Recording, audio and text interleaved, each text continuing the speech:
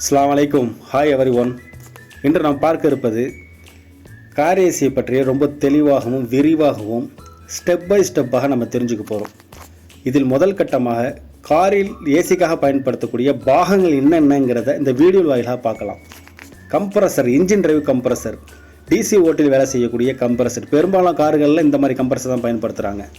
Second பார்த்தீங்கன்னா condenser coil, radiator அமைப்பில் இருக்கக்கூடிய கண்டென்சர் காயில். தேர்டு பார்த்தீங்கன்னா எவாப்ரேட்டர் காயில், டேஷ்போர்டுக்குள்ளே இருக்கக்கூடிய கூலிங் காயில். இது காரு இந்த காயில் மாறுபடும். ஃபோர்த்து பார்த்தீங்கன்னா லிக்விட் ரிசர்வர் ட்ரை ஏர்.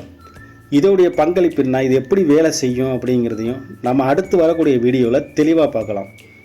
சிக்ஸ்த்து பார்த்தீங்கன்னா எக்ஸ்பான்ஷன் வால்வ்.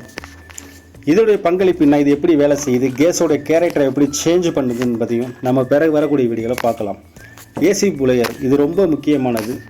இந்த புலையர் எப்படி வேலை செய்யுது, இதோடைய ஃபீஸெல்லாம் எப்படி இருக்குங்கிறத நம்ம தெரிஞ்சுக்கலாம். Filter, cooling coil filter. இந்த ஃபில்டர் பெரும்பாலும் எல்லாருக்கும் தெரியும். இது எப்படி மெயின்டெனன்ஸ் பண்ணணும் என்பதையும் நம்ம அடுத்து வரக்கூடிய வீடியோவில் பார்க்கலாம். பார்ட் 2ல் நம்ம பார்க்குறது கார் ஏசியில் எப்படி கூலிங் கொடுக்குறது என்பதை நாளைக்கு நம்ம தெளிவாக பார்ட் 2ல் தெரிஞ்சுக்கலாம். வீடியோ பிடிச்சிருந்துச்சுன்னா ஃபாலோ பண்ணுங்கள். அஸ்ஸலாமு அலைக்கும். மீண்டும் சந்திப்போம்.